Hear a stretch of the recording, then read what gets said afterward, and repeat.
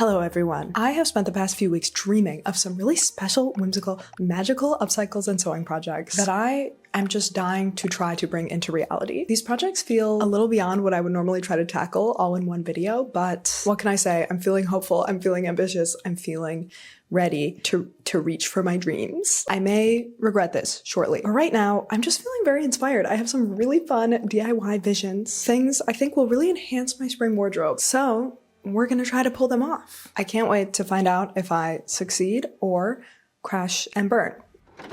Okay, we're starting off with our simplest, most straightforward project. I recently got this cutie pinkish purple crew neck, and we are going to paint a cool graphic on it. I've got my paint smock flannel on. This is my vision. Let's just get started and I'll tell you more about it. So I recently thrifted this crew neck specifically for this project because I am trying to add more fun and color and whimsy to my activewear. I'm not really an activewear person in general, style-wise, but I've been doing a lot of bouldering lately. I feel like I cannot shut up about it in videos, but it's become very relevant to my wardrobe. And for the past couple months, I've just been wearing a boring old plain neutral crew neck to the climbing gym. And I've been thinking, it would genuinely add more whimsy and joy to my life to have something more fun to wear, like a brightly colored crew neck with a fun colored graphic that I have designed and customized myself. So that was my vision. After thrifting this, I did struggle for a little while to decide what kind of graphic to put on it, but then I saw this girl at the climbing gym with a chalk bag that was like a little stuffed goat, and I was like, oh my god, that's so cute. Goats are always climbing on rocks. I love it. Oh, I should do a cute little goat graphic. Perfect for climbing, but also totally wearable outside of that. I love a weird little creature. Perfect. So then I created this design. You may be able to tell my art style is often quite inspired by printmaking. I haven't really done any printmaking since college, where I minored in studio art, but it was one of my favorite mediums. And even in just drawing or digital art, I love using the negative as part of the design, like I did here with the fur texture. Honestly, I was considering trying to figure out how to do this as a block print or something, but then painting was just so much easier with the supplies I already had. And I think the end result still captures that look quite well. To make the paint dry a little smoother because it's covering so much surface area, I also mixed in fabric medium with the paint this time. Honestly, I often just use straight up acrylic paint on clothing because I'm used to it and it works for me, but I have to admit adding fabric medium did make the paint way smoother on the fabric, and I might be a convert now.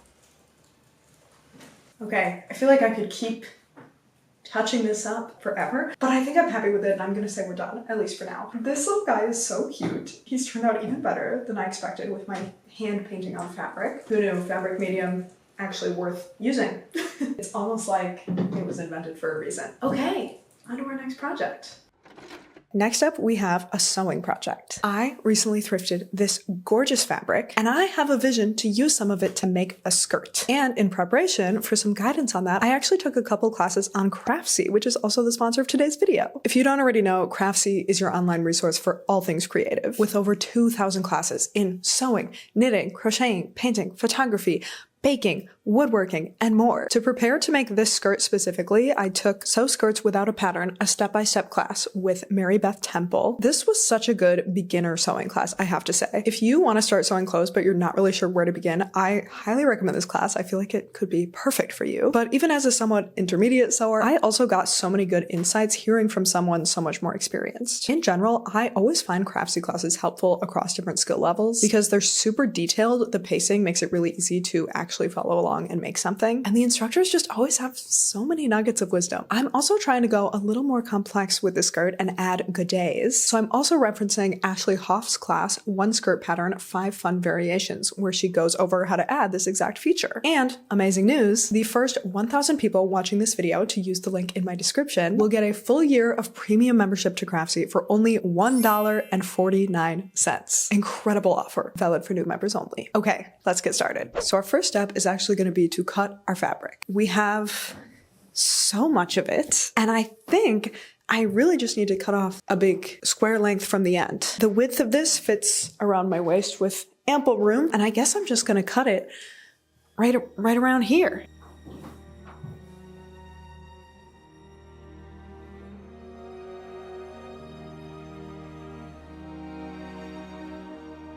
Hello everyone, it's the next day. I started cutting my fabric, and then I was like, okay, I'm ready to sew it. And then I realized I did not have the right thread, and I had to wait until I had a chance to get some before I could continue. So it's been about 24 hours, but we have the correct shade of thread, and now I'm ready to carry on.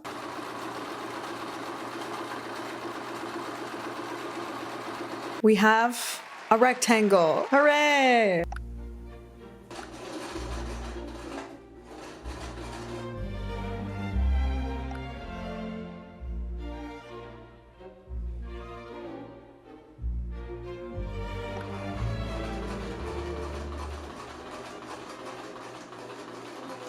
All right, let me move this. We have something that could technically be considered a skirt. The shape is not ideal, but that's what the godets are for. So I have this other skirt that I absolutely love that has these just magnificently floofy, swishy godet inserts in the bottom. That skirt is thin satin, and this is a stiffer cotton type fabric. So I know it won't quite work the same, but I do think I am gonna use the shape and size of the inserts from that skirt as my pattern for the inserts on this skirt. And I probably won't use quite as many of them because otherwise this skirt would be huge, but that's our next step.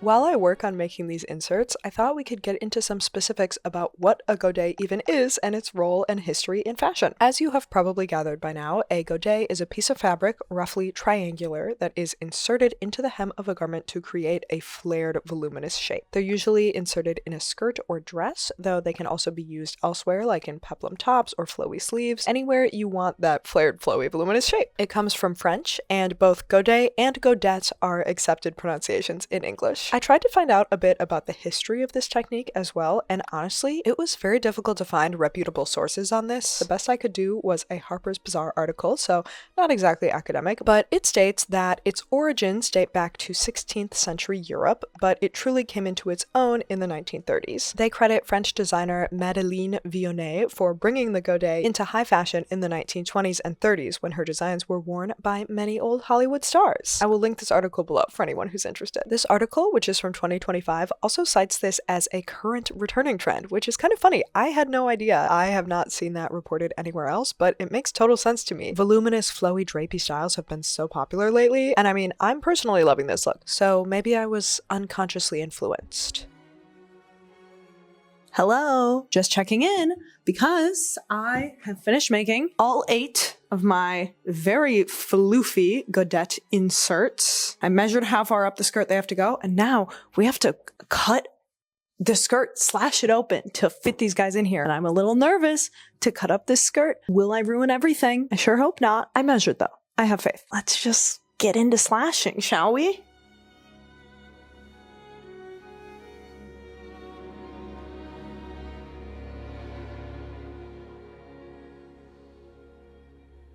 After making the slashes in the skirt, we are getting into the bulk of this skirt construction, which is pinning and sewing a godet into each slash. And you may notice as I started this step that the lighting got weird. Apologies for that. That is largely because I was doing this part of the project quite late at night. I have personally always been way more of a night owl. Even as a kid, I would get in trouble for staying up late reading and also get in trouble for oversleeping for school. And I always hoped I would suddenly have an easier time waking up in the morning and going to bed at a reasonable hour in adulthood, but that just never happened for me. I think it is truly hardwired into my biology. My natural bodily clock wants to stay up late and wake up late. So we're doing sewing projects at midnight. I'm curious to hear if you all are more night owls or morning people or something else. Let me know in the comments. And also, if you are someone who struggles to go to sleep at a reasonable hour, I would love to hear what helps you regulate that a little. Personally, I take melatonin, and also my little routine lately has been to do a crossword puzzle every night before bed because it is the perfect task to focus on that really tires out my brain. So please tell me your weird little activities or habits that help you wind down for bed. Maybe it's even sewing. For some of you, that would be really impressive because for me, sewing and crafting just keeps me awake.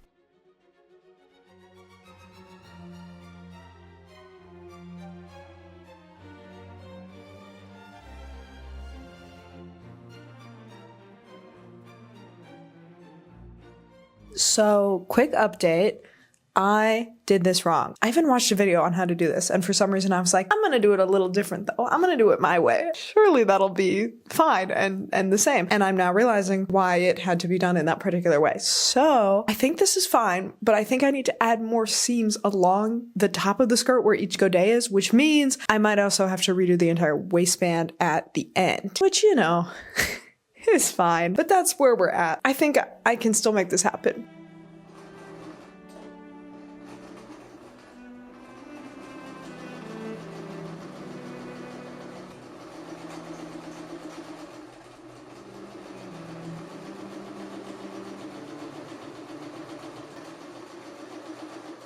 I've added the godets and look how magical and flowy and swooshy they are. They're even more beautiful and swooshy than I expected in this fabric. I'm so excited about them. However, I was correct in that I did this wrong and I will have to redo some of the top half of the skirt. I don't know how well you can see on camera, but because I don't already have seams aligned with each of these godets, they're a bit puckery at the tops, and that is giving this portion of the skirt a weird shape. So I've decided what I'm gonna do is add seams all along here, and then I'm just gonna have to take out this waistband and resew it. It is midnight right now, so I'm gonna have to take a break from this for the moment, but we will return tomorrow to add those seams and hopefully complete the skirt of my dreams.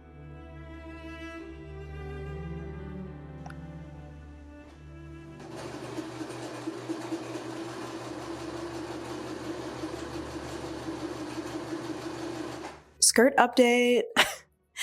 I added all the vertical seams. I think it's laying much more nicely this way. I love how smooth this is with the little inserts. The only thing is, adding all those little seams took in the skirt a little more at every seam. So the whole top part is narrower now than it was before. And I mean, I still can get it on and off. It fits, but it's limiting my range of motion a little at my hips. And I really just want this whole skirt to feel like super free and flowy. So I think I'm gonna just open up one of these seams, add another panel, maybe add another godet to align with the panel, and then we can finally add the waistband back on and be done. I feel like when I first started sewing, it was all about just like trying it out, trying to make something. It didn't have to be perfect. And I think that was so great for learning. But I'm also like, now I don't want to finish something and be like, good enough, when I feel like I have the ability to make it perfect and make it exactly what I want. So I'm gonna do that by adding another panel. This has turned out a lot more intensive than I expected, but I think that's okay.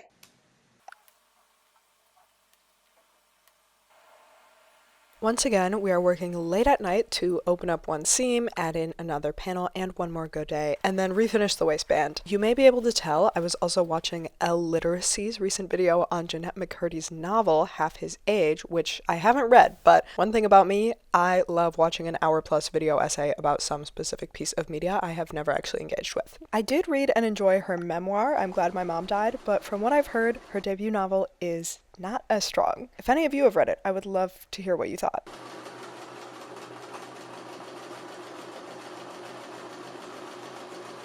On the topic of books though, my most recent read was I Who Have Never Known Men, and I hope it's not too boring to talk about a book here that I'm sure only a fraction of you have read, but I will just say I loved it. I would highly recommend it. I went in knowing virtually nothing except like the starting premise, and I think that was the perfect reader experience with this book. And if you have read it, I would love to know your thoughts in the comments, because I've heard this can be a polarizing read, but I loved it. Comment without any spoilers though, for anyone else reading the comments who hasn't read it.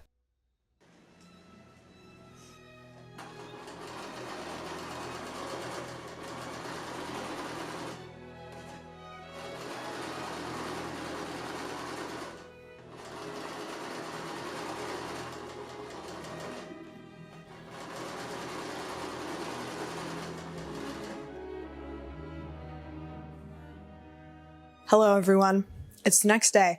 The skirt is finished. It took so much longer than it needed to, but in the end, I'm so happy with it. I'm so excited to show you it at the end. But that means we are now onto our final project, which is embroidering this sweater. I have had this sweater for many, many years at this point. I don't even know how long. And I don't wear it that often, but I just haven't been able to let go of it because I feel like it's just the perfect pink sweater. It's like the perfect shape and material. It's so cozy, but I don't really wear plain pink very much. And so I have a hard time making this work in my wardrobe. And honestly, for at least a year now, I've been thinking this would be really cute with a graphic added to it of some sort. And I've been hesitant to do it until now because I felt like I was going to ruin it, but I think now's the time. So I've already sketched out some potential ideas. Here they are. I'm thinking sort of like medieval marginalia vibes because that's just something I've been super inspired by lately. And I was already leaning towards this one, but then I was second guessing myself. So I asked you all on Instagram what I should do and the people agree. First one is the way to go. By the way, if you ever want to participate in stuff like this in the future, follow me on Instagram at BeepWorld. So the design is decided and now I just kind of have to figure out like how to actually transfer it onto here and do a really good job. And I'm feeling a little intimidated, but I think we can make it happen. I think I'm gonna need to figure this out in real time as I go.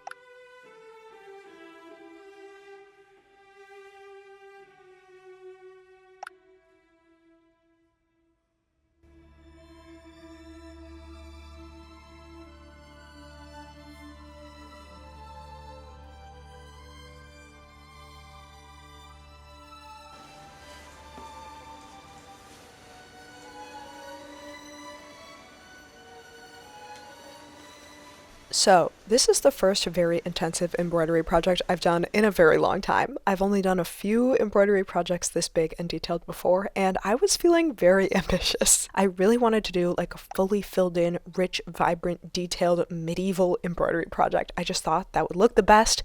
I also thought making this piece more colorful would make it more wearable and versatile in my wardrobe, but I also wanted to finish the project in this video. And while taking hours to just work on this outline, it quickly became clear to me that I may not be able to do something that detailed in time to get this video up. So then I was trying to decide if I should adapt the design to something simpler, like maybe keeping it to just line work, but was that what I really wanted to make? Would it really serve the role I imagined in my wardrobe that way? Could I still make it multicolored with that simpler design, or would that look weird? Many questions to consider. It was a tough decision.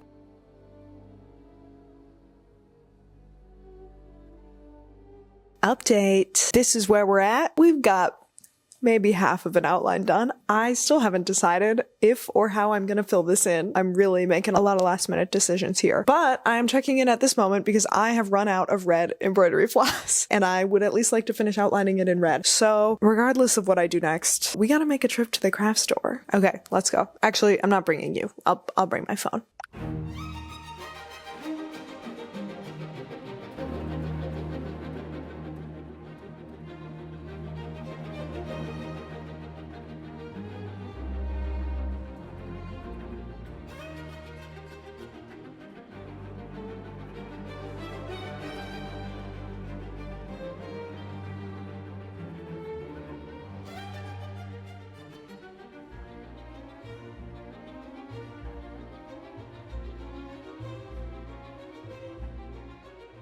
You can tell by the building tension in the music that time to make a decision on this sweater was running out, which, unfortunately, just makes decision-making even harder because I do not do well making decisions under pressure. I would really love to be one of those people who thrives under pressure or a time limit, but I'm just not at all. It is so stressful to me. So, not the optimal working conditions here, but all I could do was keep going and hope I came up with something. I'm also just realizing I have never addressed that I'm doing this work hunched over on the couch. I don't know if people will think that's weird. I just hate sitting at a table. I eat sitting on the couch. I draw sitting on the couch. It's really my preferred spot unless I absolutely have to be at a table. So here I am, hunched and curled up with a blanket. Is this good for my back? No, absolutely not. But it is good for my sense of coziness.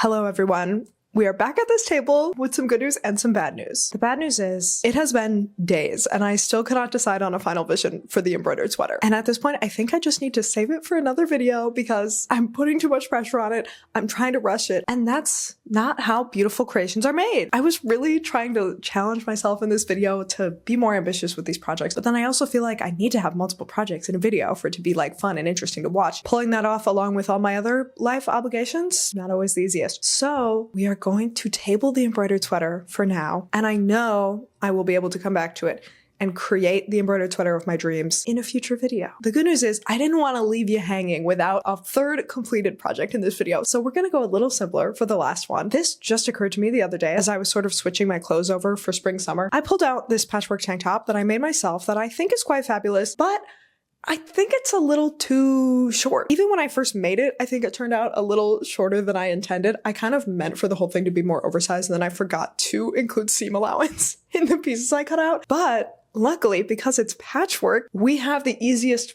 way in the world that we can make it longer, which is just to add more patchwork tiered ruffles. So I pulled out these two fabrics. This is an old thrifted bedsheet. I used it for some pants and I still have this much left. And then this is a more recently thrifted purple fabric. I don't know yet what I'm going to use the bulk of this for, but we can just take a little strip of both of these, add them to this tank top, and I think that will improve the length and improve like the overall combination of patterns and colors. I think this is a much more realistic final project, and I'm excited about it. I gotta tell you guys, at this point, I was so relieved to not have to worry about that sweater anymore and to have come up with a different little project to include. I know it's kind of silly because it's literally just crafting for fun for a YouTube video, but these videos are also my job, so I can really end up putting a lot of pressure on myself to be ambitious with them and do a good job, and it can be really hard not to get super in my head about it. So thank you for bearing with me. I know I said early on in this video I might regret my ambitions, I might crash and burn, and you know, I don't think I fully achieved what I was hoping for here, but I don't think I crashed and burned either, and ultimately I'm glad I was able to manage my expectations and pivot to something a little more achievable.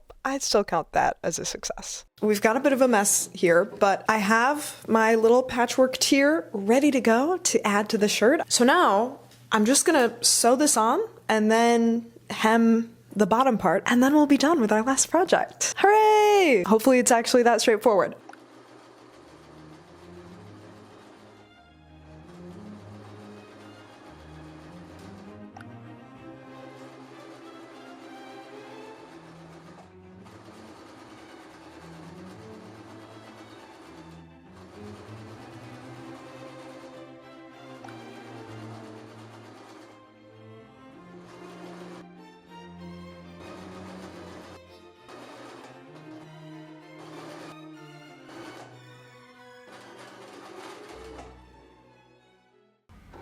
Okay, everyone, at long last, we are finished, or at least 3.5 projects are finished. These challenged me in many ways, but I'm quite happy with everything I have, so let me show you. Let's start with the goat sweatshirt, of course. Here she is! I love her! There is still a bit of my chalk drawing showing through here. Please ignore that. I have not had a chance to wash this yet. I'm so excited to wear this. This is pretty realistically how I would wear this to the climbing gym, and I love it. I think it's perfect, but I also feel like I could wear this anywhere. It's just so cute. I feel like a goat is a little weird, but still approachable as a creature. And that really speaks to me. I'm also incredibly pleased with how this sort of block print inspired paint job turned out. I want to paint on my clothes way more with fabric medium now that I know I'm capable of this. Now that I've done this, I'm also thinking, wouldn't it be cool if this goat were in like a landscape and the landscape wrapped around to the back of the sweatshirt? And then when I'm climbing up the wall, there's a cool design on the back too, you know? That would be a much bigger undertaking, and I feel like it would have the potential to look weird and bad, but something to consider. This is also absolutely perfect though, so can't wait to wear it. Okay, are we ready for the skirt next? This is absolutely my favorite thing I made this week, and like possibly one of my favorite things I've ever sewn. Look at this. I can't believe I made this. I'm so proud of myself without a pattern or anything. Wow, I love this so much. I'm so excited to wear it on like a super hot summer day. I'll be wearing it exactly like this. For all the other spring and summer days between then, I'm so excited to play around with styling with this. I feel like it's gonna go with so much in my wardrobe. Honestly, I can't stop trying it on and looking in the mirror and being like, wow, I did it. It's so pretty. And also I can't stop spinning around in it. It's just so good. I have actually been wanting a flowy purple skirt in my wardrobe for quite some time, several months at this point. And I was like, I'm gonna try to thrift one, but I'm also maybe gonna try to thrift just purple fabric to make into a skirt. And I'm so happy that I got this and that I got to make it myself. I definitely took some trial and error to get it to this final product, but I love it.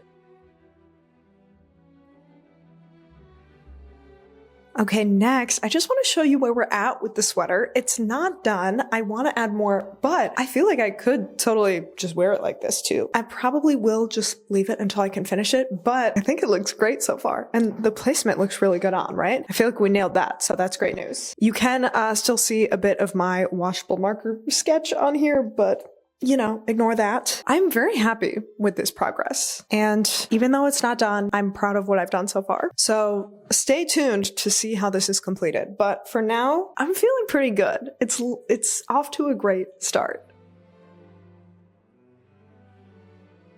And finally, we have my last minute patchwork tank top edition, which I think looks quite cool. I definitely think this will make it more wearable for this spring and summer. I also really like what these colors and patterns are adding to the overall vibe. This feels a little more aligned with my style and my wardrobe. I will say my only sort of shortcoming with this is that this bottom tier isn't quite melding as seamlessly with the middle tier as I had hoped. It's a little like out and then down, but I'm hoping that's just because it's like freshly sewn. Pressing the seams definitely helped, and I feel like with more wear, once all the pieces of fabric get more used to hanging together like this, it'll be more of a consistent flowy shape. It's really not bad though, as it is. I think this is fun. Ooh, I'm excited to try styling this. All right, that is all I have to show you for this week's projects. I would love to hear which ones were your favorites in the comments, or if anything in this video inspired your own DIY project, if you've made any other cool DIYs lately unrelated to me in this video. Tell me about it. I want to hear. Thank you so much for watching and joining me on this pretty extensive crafting journey this week. I hope it was fun. Oh, and I heard if you do leave a comment, watch another video, and subscribe, the next time you want to do a DIY project, you will have the perfect vision in mind from the start, and you will just go in and bring it to life flawlessly.